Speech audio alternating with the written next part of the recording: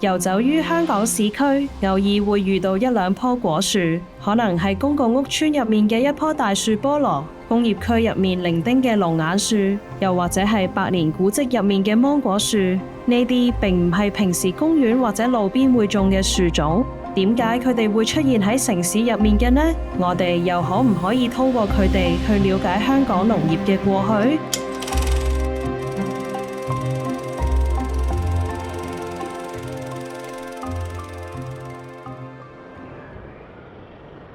香港常見嘅果樹，其實多數都唔係本地原生樹種。根據香港大學嘅侯志恒博士同 Gavin Coates 先生所講，呢啲植物係喺好幾個世紀之前，由中國西南部、東南亞，甚至跨越太平洋被帶到香港嘅。嗱，根據文獻咧，就應該大部分嘅果樹咧喺香港咧都唔係原生嘅，即係頭先我講嘅荔枝、龍眼、黃皮、碌柚呢啲都唔係原生嘅果樹，即係作為生果食用嘅真係冇。唯一一個係本土叫楊梅啦。Papaya, sweet potato, many of the species that we think of as regional food plants in Hong Kong, around the Southeast Asian region, actually come from Mexico. That was the Spanish Empire. Right, because the Spanish Empire had a trade that would go across the Atlantic, Spain, Mexico, Philippines, then Philippines, Mexico, Spain. 戰前時期，新界開設咗一啲大型嘅商業果園，我哋可以喺舊地圖上面見到佢哋嘅蹤跡，例如大埔嘅康樂園，亦有啲果園分佈喺粉嶺同屯門。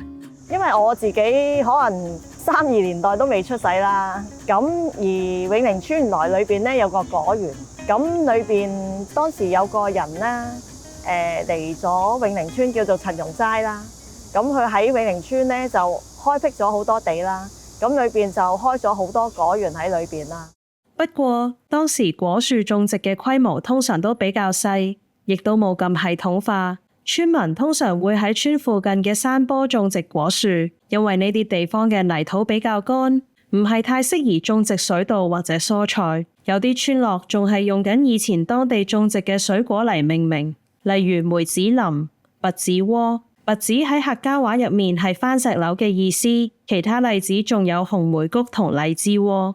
現時全港大約有36%嘅活躍耕地係用嚟種植水果，但係好多舊有嘅果園已經冇人打理。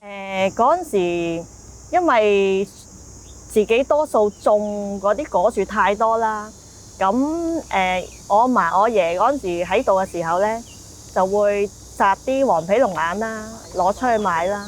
但係因為佢哋開始年紀大啊，就好難攞到出去賣咧。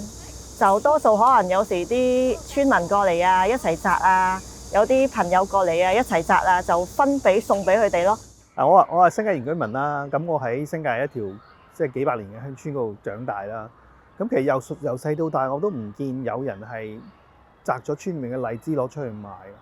好多時啲荔枝係種喺一啲所謂公有土地，譬如太公地上面嘅。咁理論上係每一家都可以去摘嘅。咁通常如果打到咧，啲人都係自己各自摘嚟食，就即係自己食啦，唔會話攞出去賣咯。日日嗰句啦，你唔會花好多成本去管理啊嘛。即係如果你要嗰個果生得靚，你要落肥啦，要淋水啦，然後你每年要修剪啦。因為譬如打完1年之後，你要修剪，令到佢標啲新嘅枝葉出嚟，第二年嘅果實先靚。即係好多呢啲好細密嘅工作，其實大部分而家新界村嗰啲人都唔會做。咁所以生出嚟嗰個質素一定唔會夠你需要做啲好咯。隨住城市發展吞噬大大小小嘅鄉村，好多果樹都逃唔過被砍伐嘅命運。咁我哋正式收村就2021年4月啦。其實本身我哋呢幾條村係一個綠化地帶啦，一個好多斜坡嘅地方啦。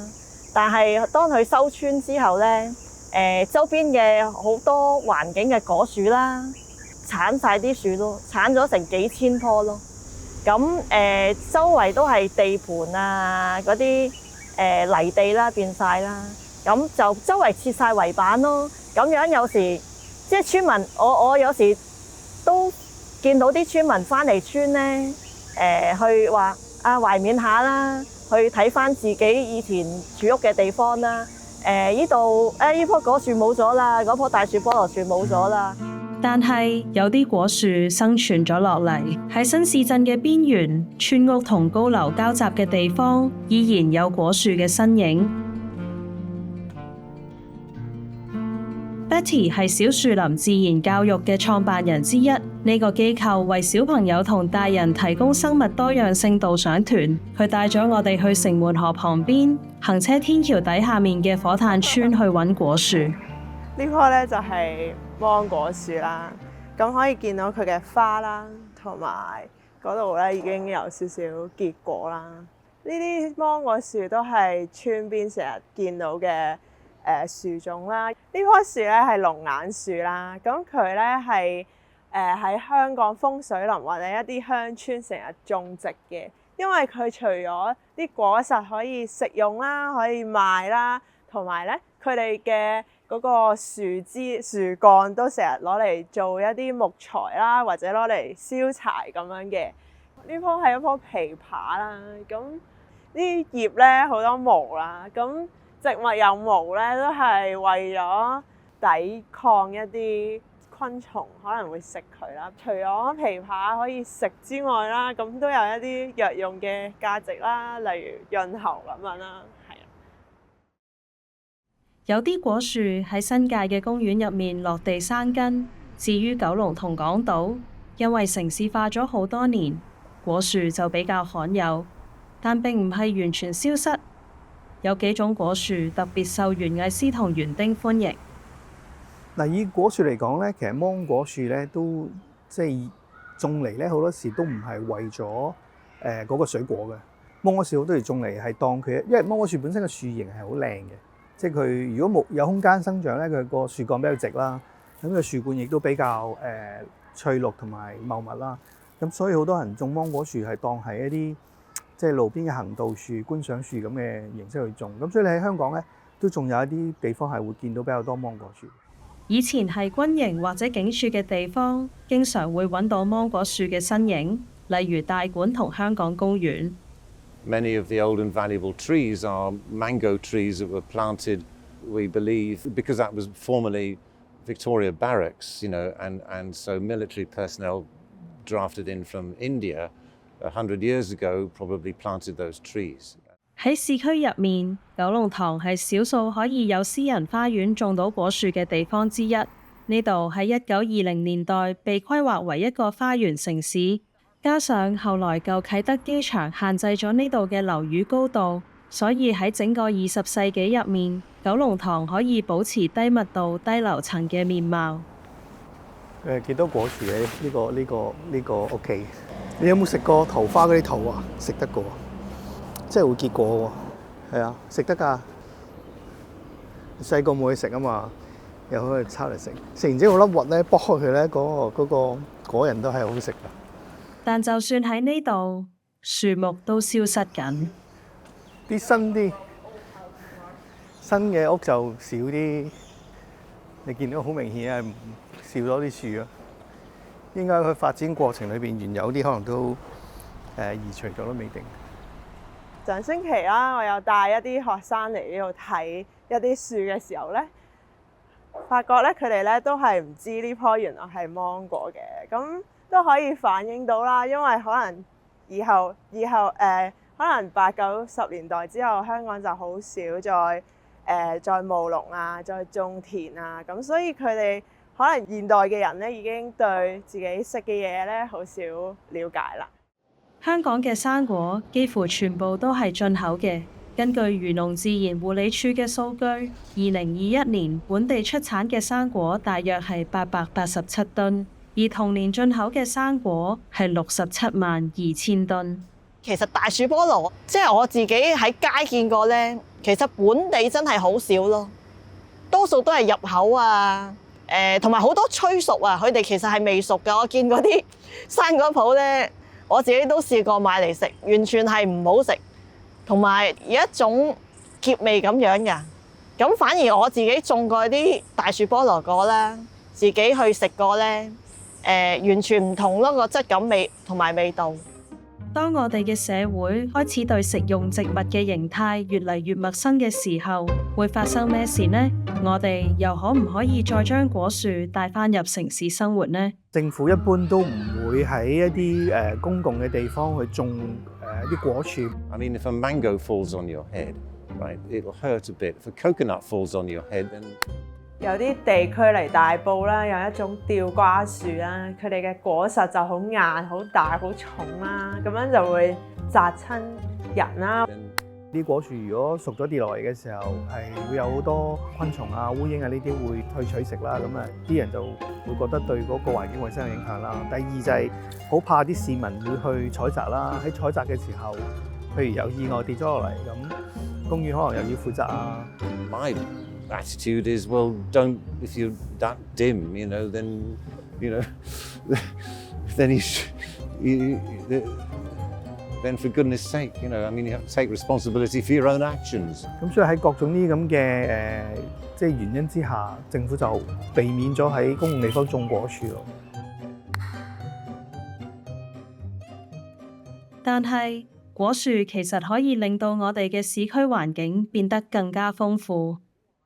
其實香港好多果樹咧，喺佢開花結果嘅過程咧，其實都吸引到好多唔同嘅物種去用嘅。譬如荔枝龍眼啦，佢開花嘅時候，好多唔同嘅春象啦，都會喺佢花裏邊揾呢個花蜜啊，或者揾其他細小啲嘅昆蟲去食。咁有種生物叫做龍眼雞啦，或者一啲荔枝春象嘅生物咧，係會中意食佢哋嘅樹汁啦。咁佢哋咧係一種半翅目嘅昆蟲啦，即係咧同蟬係同一個科啦。咁咧其實樹幹上面咧，我就見到咧應該係荔枝春象嘅蛋啦。佢有個花名叫做14粒啊，因為佢哋每次生蛋都係生14粒。其實你見到佢裏邊係好少透光嘅，因為佢啲樹比較密。咁嘅情況之下咧，好多唔同種類嘅雀鳥咧，其實都會喜歡喺呢啲果樹裏邊築巢嘅。譬如我哋常見嘅紅耳鳶啊、白頭鳶啊，會比較喜歡喺荔枝嘅龍眼裏面築巢啦。咁如果嗰個荔枝龍眼爭得比較大嘅，譬如新界有啲可能個胸徑去到40 cm 咁樣。咁呢啲老嘅樹咧，佢會有啲樹洞嘅。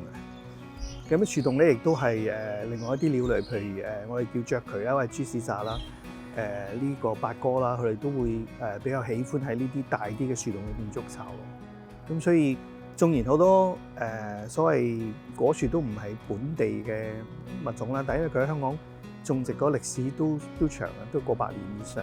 咁所以對於即係同啲生物產生咗一個關係咧，咁所以對於嗰個生物多樣性有個比較好嘅好處咯。芒果咧係一隻蝴蝶叫做尖刺翠甲蝶嘅寄主植物嚟嘅。寄主植物係咩意思咧？就係佢嘅幼蟲咧一定要食用呢個葉先至會生存到嘅。通常啲人都唔係好中意蝴蝶嘅幼蟲啦，因為覺得佢哋破壞植物啦。咁但係如果佢哋唔食嘢嘅話咧，就冇蝴蝶噶咯喎。咁通常講到城市生物多樣性咧，都會有呢個矛盾喺度咯。啲人通常會覺得啲蟲好核突，但係就會好想有蝴蝶啦。但係要有蝴蝶就要有蟲咯，係啦，就係咁。果樹對人類都有好多好處。There are studies now showing that recovery rates in hospital wards that look out onto greenery are considerably faster than recovery rates in wards that look out onto concrete. 國內有啲城市，譬如東莞，可能都有啲叫荔枝節嘅呢啲咁嘅嘢啦。咁香港而家要搞繽紛啊嘛，咁荔枝龍眼都係即係新界原居民傳統裏邊一個幾重要嘅文化嘅一部分咯。因為拆村之後，我哋先至有呢個大樹菠蘿節活動啦。跟住之後，我哋就有整個大樹菠蘿酒啦、大樹菠蘿芝士蛋糕啦。跟住就大樹菠蘿冰啦，即係雪住佢變咗好似菠蘿冰，我哋就大樹菠蘿冰啦。即係其實可以做好多美食，整個大樹菠蘿咖喱啦，係啊，即係你其實諗得出咧，即係都可以去用大樹菠蘿去嘗試整唔同嘅食物咯。即係官僚有官僚個問題啦，你要打破亦都唔係容易咯。但係我又覺得種同埋唔種係一念之差嘅啫。即係其實即係你種落去又唔一定係個問題大到好似你預計咁樣啊，會市民有好多問題產生啊，令到個社會好亂啊，唔一定係咁樣咯。咁但係 so far 嚟講，到而家就係都唔係好肯種嘅原因，都係即係避免麻煩咯。咁但係呢個又唔可以打破嘅。I don't see any reason why an urban park cannot just be a food forest. Just stuff it full of food plants, and then if people come and pick them, then fine. I mean, that goes back to my ideal park, which would be a food forest with a composting centre. So then it becomes a social centre, and there should be composting clubs in every park. So you create a cycle, right? A nutrient cycle, a water cycle, a social cycle, right? I mean, so that this would be my sort of dream park.